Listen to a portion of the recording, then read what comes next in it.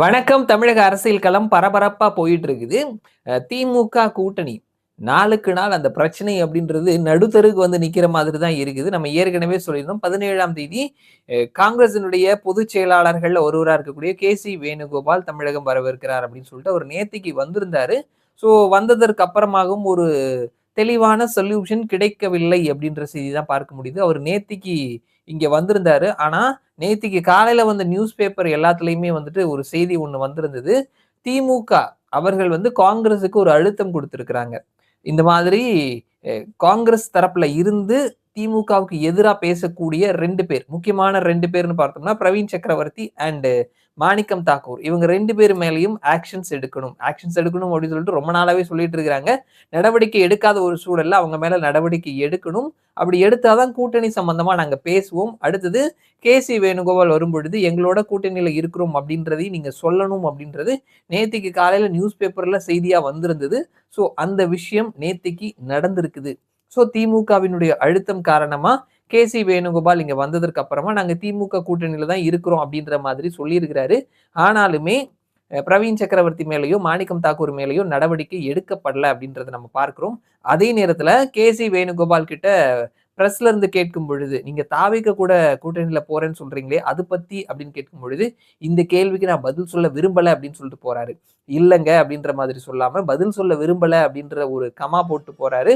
So இது மேலும் சிக்கலை அதிகப்படுத்தி இருக்குது அப்படின்றத நம்ம பார்க்கிறோம். திமுக கூட கூட்டணியில இருக்கிறோம் அப்படின்னு சொல்றவரு, தாவேக கூட இல்லங்க அப்படின்றத ஸ்ட்ராங்கா சொல்லாம போயிருக்கிறார் அப்படின்றதை நம்ம கவனிக்க வேண்டிய விஷயமா இருக்குது. ஸோ இப்படியா திமுக, காங்கிரஸ் அப்படின்ற பிரச்சனை நடுத்தெருவுல வந்து நிக்குது. இன்னொரு பக்கத்துல திருமாவளவனும் கூட்டணி ஆட்சி வேணும், கூட்டணி ஆட்சியில எங்களுக்கும் பங்கு வேணும் அப்படின்னு கேட்கிறது காங்கிரசினுடைய உரிமை அப்படின்றதையும் சொல்லியிருக்கிறாரு. ஸோ இது வந்துட்டு அவர் மைண்ட்லயும் அந்த மாதிரியான ஒரு ஐடியா இப்பவும் இருக்குதோ அப்படின்ற மாதிரியான ஒரு கொஸ்டின் மார்க்கை எழுப்பி இருக்குது. ஸோ ஆக மொத்தத்துல காங்கிரஸ் தொடர்வார்களா அப்படின்றது ஒரு மீண்டும் கொஸ்டின் மார்க்காவே தொடர்ந்துட்டு இருக்குது அப்படின்றத நம்ம பார்க்கிறோம். அடுத்தது அதிமுக பாஜக கூட்டணின்னு பார்த்தோம்னா ஒரு சிறப்பான விஷயம் நடந்திருக்குது. முன்னாள் அமைச்சர் அழகிரி அவருடைய வலதுகையா இருக்கக்கூடிய மன்னன் அவரு அதிமுகல போய் இணைந்திருக்கிறாரு. ரொம்ப நாளா நாங்க வெயிட் பண்ணிட்டு இருந்தோம். எந்த கட்சியிலயுமே சேராம திமுகல தான் சேரணும்னு சொல்லி வெயிட் பண்ணிட்டு இருந்தோம். எங்களுக்கு உரிய மரியாதை கிடைக்கல அப்படின்றதுனால நாங்க அதிமுகல இணைந்து செயல்பட போறோம்னு சொல்லியிருக்கிறாரு. ஸோ இது தென் மாவட்டங்கள்ல குறிப்பா மதுரையில ஒரு நல்ல தாக்கத்தை ஏற்படுத்தும் அப்படின்னு சொல்லி சொல்றாங்க. அண்ட் அடுத்தது பாமகல ராமதாஸ் அவருடைய அணி அதனுடைய எம்எல்ஏ அருள் அவர் வந்து எடப்பாடி பழனிசாமியை சந்தித்திருக்கிறாரு. ஸோ பாமக ராமதாஸ் அணியும் அதிமுக அலையன்ஸ்லயே போகும் அப்படின்ற மாதிரி எதிர்பார்க்கப்படுது.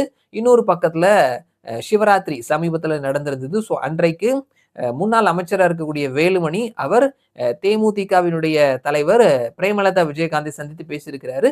8 தொகுதிகள் ஒரு ராஜ்யசபா அப்படின்னு சொல்லிட்டு தேமுதிகவும் அதிமுக பாஜக அலையன்ஸ்ல செட்டில்ட் ஆயிட்டாங்க அப்படின்ற மாதிரியான செய்திகள் வந்துட்டு இருக்குது. இன்னும் அபிஷியலான நியூஸ் வரல. ஸோ தேமுதிகவும் அதிமுக அலையன்ஸ்ல தான் வருவாங்க அப்படின்ற மாதிரியான செய்திகள் இருக்குது. ஸோ பாமக ராமதாஸ் அணி அதிமுக அலையன்ஸ்ல வந்து சேர்ந்தது. அவங்க திமுக அலையன்ஸ்ல போக முடியாம போனதற்கு காரணம் திருமாவளவன் அவர்தான். ஸோ இப்படியா திமுக கூட்டணியினாலதான் வந்துட்டு இந்த முறை வந்து பல பிரச்சனைகளை சந்திக்கிறாங்க. காங்கிரஸ் ஒரு பக்கம் குடைச்சல் கொடுக்குறாங்க, திருமாவளவன் ஒரு பக்கம் ராமதாசனியை வரவிடாம பண்ணது அப்படின்னு சொல்லிட்டு கூட்டணியினால தொடர் வெற்றியை சந்தித்திருந்த திமுக இந்த முறை கூட்டணியினால பல சிக்கல்களை சந்தித்துட்டு இருக்கிறாங்க அப்படின்றத நம்ம பார்க்கிறோம். ஸோ காங்கிரஸ் திமுக இதனுடைய அடுத்த கட்ட நகர்வு என்ன அப்படின்றத நம்ம வெயிட் பண்ணி பார்க்கலாம். நாம சொன்ன அந்த டிராமாஸ் நேத்திக்கே ஆரம்பிச்சிருச்சு. ஸோ இந்த வாரம் எப்படி போகுது, திமுக காங்கிரஸ் இது சம்பந்தமான முட்டல் மோதல் அப்படின்றத வெயிட் பண்ணி நாம பார்க்கலாம். இந்த நேரத்துல அடுத்த மாசம் தொடக்கத்துல பிரதமர் வரவிருக்கிறாரு. ஸோ அந்த கூட்டத்துல அதிமுக பாஜக அலையன்ஸ் முழுமை பெறும் அப்படின்னு சொல்லி எதிர்பார்க்கப்படுது. ஸோ பார்க்கலாம் என்ன நடக்குது அப்படின்னு சொல்லிட்டு. தமிழக அரசியல் அடுத்தடுத்த கட்டங்களை நோக்கி சூடு பிடித்து போயிட்டு இருக்குது.